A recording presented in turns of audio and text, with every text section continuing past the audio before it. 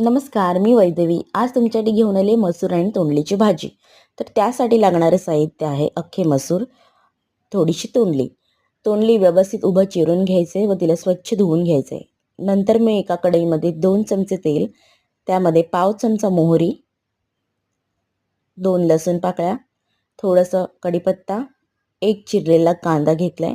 तो व्यवस्थित परतून घेतलेला आहे. नंतर त्यामध्ये एक चिरलेला टोमॅटो घेतलेला आहे. तेही व्यवस्थित शिजेपर्यंत परतून घ्यायचे.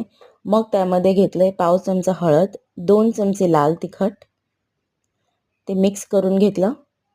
त्यानंतर त्यामध्ये घेतलेला आहे थोडासा गरम मसाला आणि पाव चमचा मीठ, चवीनुसार मीठ घेऊ शकता तुमच्या. मग त्यामध्ये घेतलं आहे उभी चिरलेली तेंडली आणि मसूर, ते व्यवस्थित परतून घ्यायचं आहे.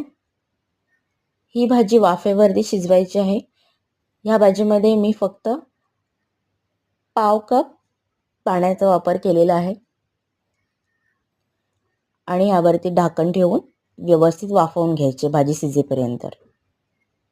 ही भाजी तुम्ही टिफिनला सुद्धा देऊ शकता. ऑफिसचं टिफिन आहे, मुलांचं टिफिन आहे, त्यामध्ये सुद्धा ही भाजी छान चपातीसोबत लागते. नंतर त्यामध्ये घेतले ओलं खोबरं.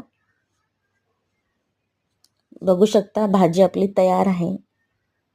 व्हिडिओ आवडला तर व्हिडिओला नक्की लाईक आणि सबस्क्राईब करायला विसरू नका. थँक्यू.